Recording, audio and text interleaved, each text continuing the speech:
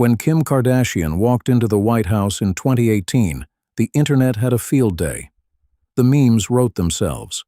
A reality TV star with a fragrance line, sitting across from the President of the United States, talking criminal justice policy. Nobody was laughing 1 week later, because Donald Trump did exactly what she asked. And that was only the beginning. There is a law on the books right now that has affected the lives of more than 37,000 people. It passed the Senate 87-12. And Kim Kardashian was part of the coalition that helped make it happen. This is the full story of how.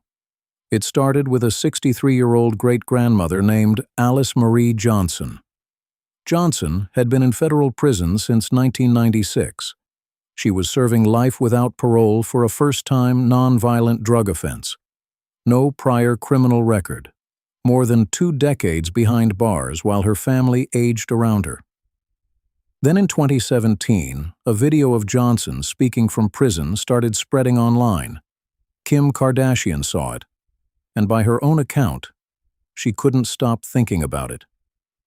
She reached out to Jared Kushner, Trump's son-in-law and senior advisor, who had already been quietly working on criminal justice reform inside the White House. Kushner had personal reasons for caring about the issue.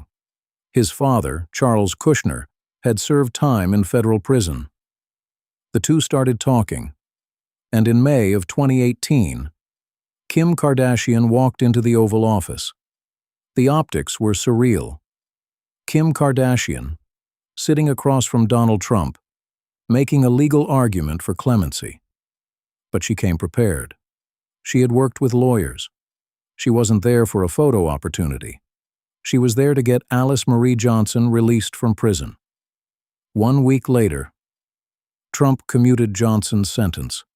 That meeting changed everything, because the Alice Marie Johnson case wasn't the end of Kim's White House access. It was the beginning. And that's where Van Jones enters the story. Jones, a CNN commentator and longtime criminal justice reform advocate, became one of Kim's closest advisors on the issue. The partnership itself was unusual. Van Jones and Kim Kardashian are not people most viewers would naturally expect to see working together. But both of them understood something important. Political change usually requires uncomfortable coalitions. Jones understood the policy world. Kim understood attention.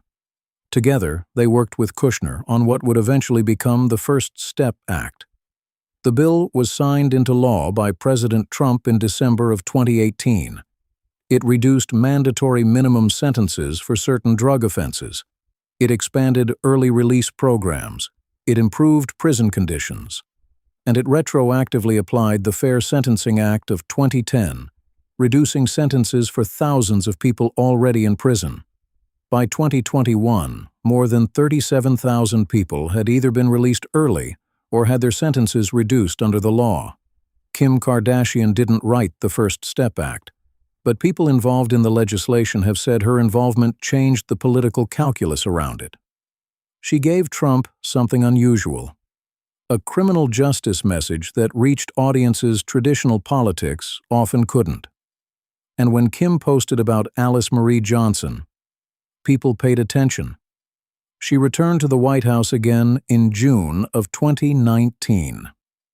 This time for an East Room event focused on second-chance hiring programs for former prisoners. She gave a full speech.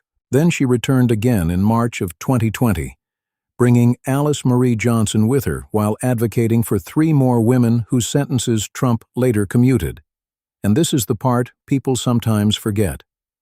The First Step Act passed the Senate 87-12, 87. During a period when the United States Senate could barely agree on anything, a criminal justice reform bill backed by Donald Trump passed with overwhelming bipartisan support. Democrats voted for it. Republicans voted for it. Something genuinely unusual happened, and Kim Kardashian was part of the coalition that helped make it happen. Not the biggest part, not the only part, but a real part. Then the relationship with Trump fell apart. By Kim's own account, something changed after their final White House meeting in 2020. She has never fully explained what happened.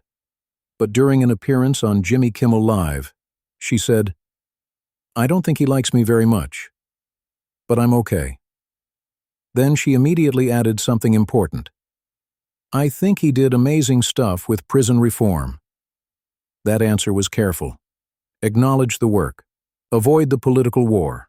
Move on. And that's exactly what she did. In April of 2024, Kim returned to the White House again, but this time under the Biden administration. She met with Vice President Kamala Harris to discuss pardons for people convicted of non-violent drug offenses. At one point, she said she was honored to continue the fight, every visit, every administration.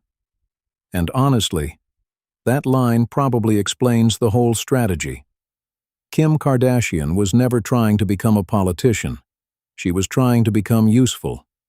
There's one more part of the story worth mentioning. Kim has said publicly that working on prison reform and helping push the First Step Act forward was one of the reasons she decided to study law herself.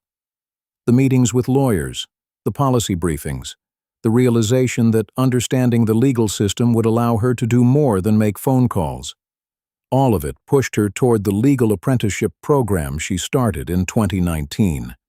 In other words, the First Step Act didn't just change federal law, it also changed the direction of her own life. By 2022, the Marshall Project estimated the law had saved the federal prison system more than $1 billion, while also reducing recidivism rates among many people released under its provisions. Back in 2018, most people treated the whole thing like a joke. A reality TV celebrity walking into the Oval Office to discuss prison reform sounded ridiculous. Until it worked. Nobody expected Kim Kardashian to walk into those meetings with legal arguments that actually mattered. And more than 37,000 people went home because of what happened next.